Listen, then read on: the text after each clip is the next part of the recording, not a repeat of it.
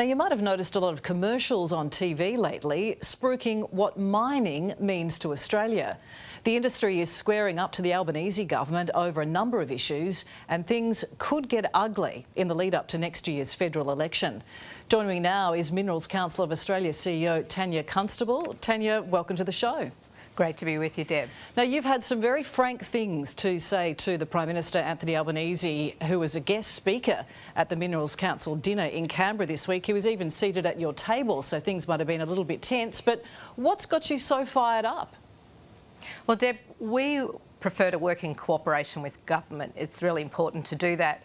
But we are seeing a range of draconian policies that have been put into place that are having a deep impact on our industry, on our workers, on their families and on communities. So we're standing up and we're saying this has gone too far, these policies need to change so that we can be competitive as an industry and contribute to Australia. So is it the mining industry who's at war with the Albanese government, or is it the other way around?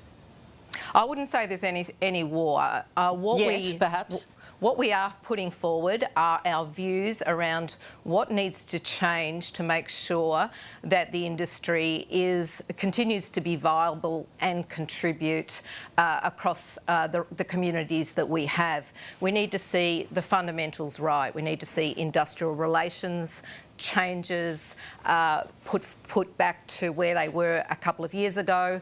We need to see good taxation arrangements and not extremely high royalties, which are currently in Queensland on coal royalties, the highest in the world.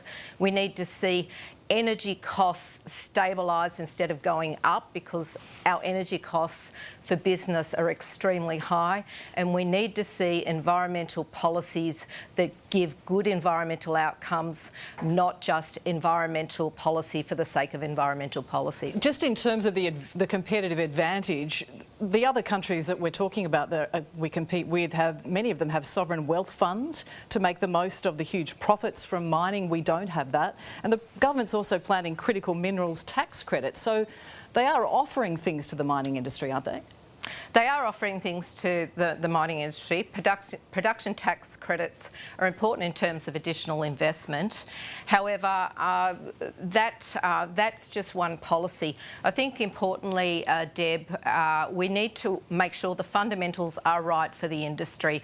We need to make sure that in an operation that is operating 24 hours a day, so at the start of a particular mine, you might need to do scheduling, you have repairs and maintenance that need to occur, you need to make sure that transport is operating efficiently, and you need to make sure exports are operating well.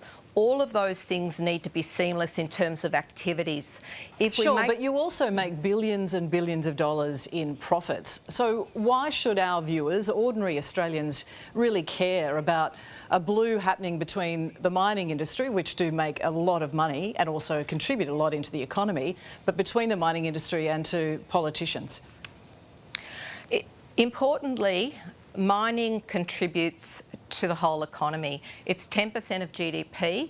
It's also importantly, if you've got superannuation, if you've got shares, then you are benefiting from the mining industry as a whole. So also the industry is contributing to everything that we have in our modern day lives. So all of your viewers around their house, if you look at anything that you see there, other than what you're eating, it all starts with mining. So critical minerals are really necessary for what we're going to need for modern day life. We need it for the electrification of our electricity grids. We need it when we drive electric vehicles. So everything you use, your phones, your laptops, we need mining. Right, well, we'll see where this campaign goes. Tanya Constable from the Minerals Council, thanks so much for joining us. Thank you.